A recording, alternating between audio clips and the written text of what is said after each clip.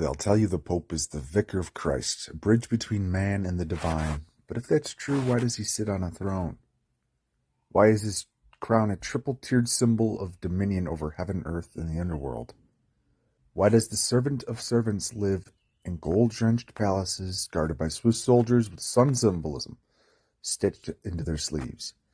Here's what they won't say out loud. The Vatican isn't just a religious hub, it's a vault. A sovereign city-state, a gatekeeper of ancient power dressed in robes and ritual. It's a world built on esoteric symbols, not for decoration, but for declaration. Look closer. The papal mitre. It mirrors the open mouth of the fish god Dagon, a Mesopotamian deity the Israelites were commanded to reject. Why is the head of the Christian church wearing a symbol of the pagan sea god? Because this isn't just about scripture, it's about succession. The obelisk in St. Peter's Square, it's not Christian, it's Egyptian, a monument to solar worship, dragged from Heliopolis and planted in the heart of Rome. A phallic symbol standing dead center in the womb-shaped Vatican Plaza, a literal merging of masculine and feminine energies hidden in plain sight. And what about the keys on the papal seal? They call them the keys of heaven, but in esoteric terms they represent gatekeeping of gnosis, the authority to open and shut access to divine truth. And let's be honest, truth hasn't exactly been freely distributed by that institution.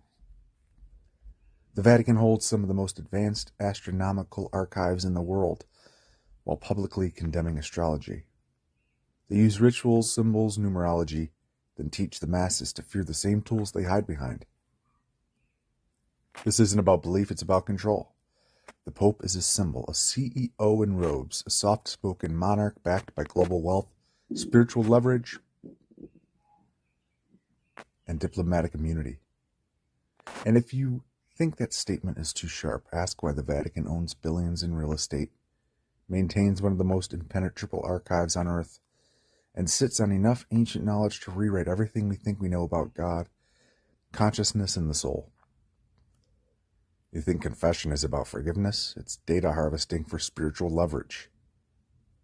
You think the robes are about humility? Look again. The Pope's outfit is pure esoteric theater. Staff topped with a twisted dying Christ, the ring worn to be kissed, not for devotion but for hierarchy. The colors change with the ritual calendar, white, red, gold, purple. Each one carrying occult vibrational signatures, used not just for beauty, but for broadcasting. This is history, alchemy disguised as liturgy, Babylon dressed as Bethlehem. But here's the kicker, it doesn't matter. Not anymore, because the gate is crumbling. The ritual no longer works on everyone.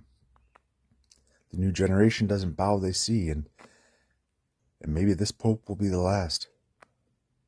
They see the snake-shaped Vatican audience hall, the pine cone statue outside the court of the pineal gland, the inverted crosses that decorate the throne room, explained away with shallow theology, but resonating with something far older and deeper. We're not hating religion here, we're reclaiming truth from those who packaged it and sold it back to us through fear. The Pope doesn't speak for God, he speaks for an empire, one built on symbols most people were never taught to read. But we read them now. The robe doesn't hide the rot. The gold doesn't erase the blood. The rituals don't reach the divine when the intent is domination. You don't need a middleman, you never did. The kingdom is within. And the veil is lifting, and the throne is looking emptier by the day. Humanfluence, out.